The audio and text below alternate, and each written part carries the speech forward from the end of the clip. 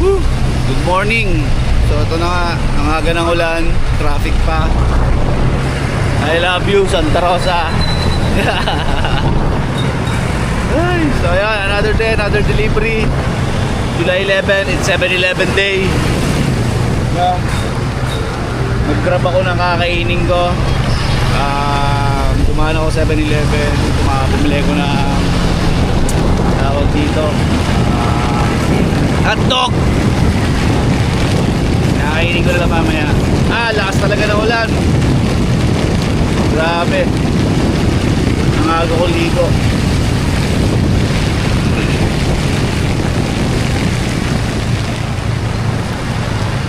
Ang aga ko ligo.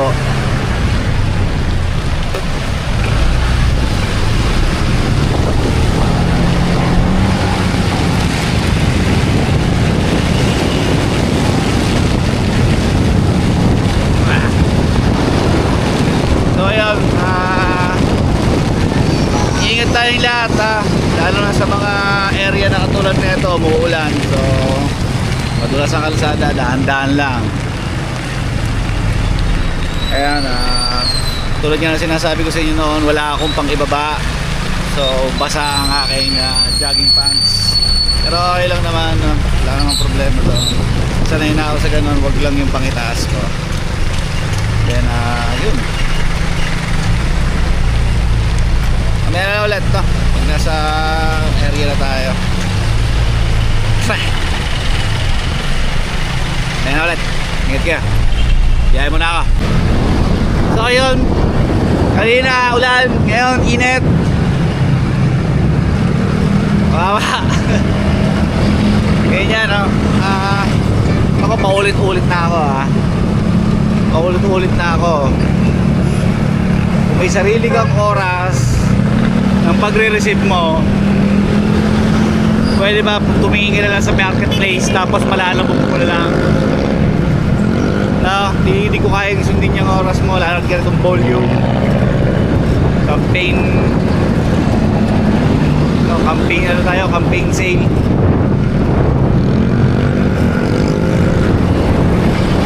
Tapos yung mga pumapasok sa trabaho na gusto i-deliver ang parcel pag nakauwi na, mahirap din yung gusto nyo, diba? Gusto nyo, dyan nyo yung address sa office nyo.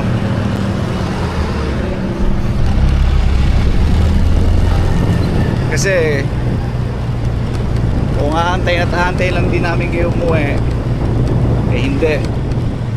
Bad yun, bad yun.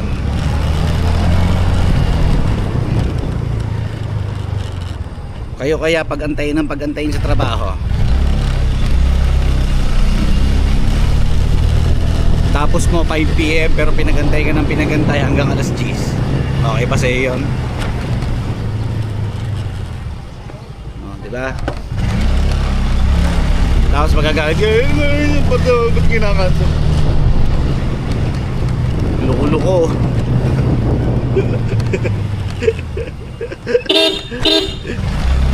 Kaya ka?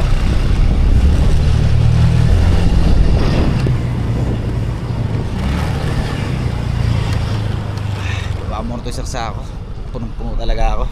Ito lang kasi pinagtataka ko sa sa ibang wala, mga customer, no? Kahit sino, sa Shopee, Lazada, TikTok.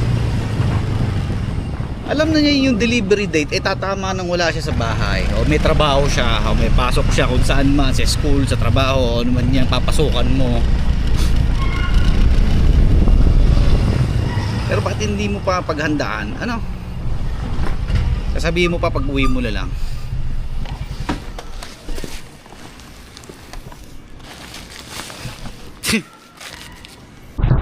Lintik na yan. Pagkatapos ng init, ulan na naman. Ulan, init, ulan. Ayop na yan.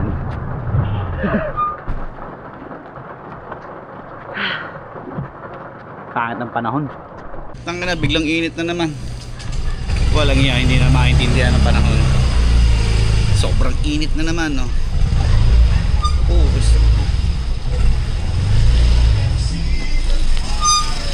Sarado naman yung tindahan. Ay, ang hirap.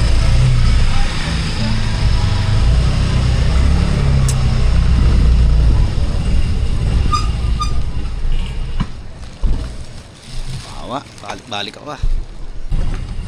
Grabe na naman. Tumilim na naman.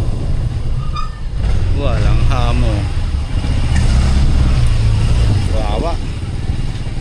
Shopee pa, Mamera. Walang kalagyan ah. Ito mahirap eh, pagpapalit-palit ng panahon sa isang araw eh, no? Init ulan, tapos sasabayan ka pa ng mga customer na may sariling oras. Mahirap. Ano, mag-alas stress na, tambak pa rin ako. Kasi daw makasabay kanina eh, kung ano, naiwanan ko yung kapote ko. Nandun sa hub. Buwisit talaga. Kasi yan, dumilim na naman, naambo na naman. Ayan.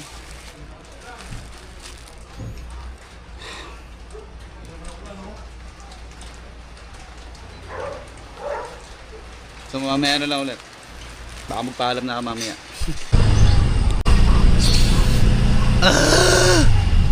Waling niya, kakabuhos lang ulit ng ulan. Ang init na naman.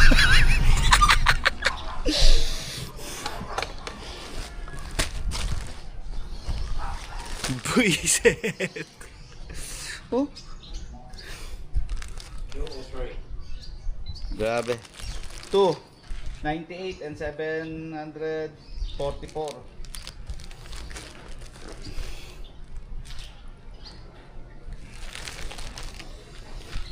Walang niya talaga. So ayan no, putulin ko na dito yung video no. So sa mga may sariling oras dyan ng pagre-receive, mag-ayos-ayos nga kayo. So tulad ng sinasabi ko sa inyong lahat, pag-ingatan niyo yung mga sarili ha. Ingat kayo.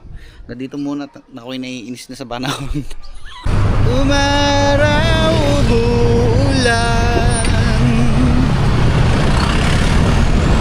Umaraw, umuulan.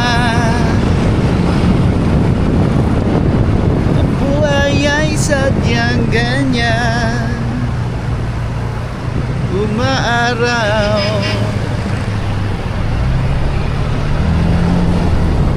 umuulan. Taka na, dumilim na naman.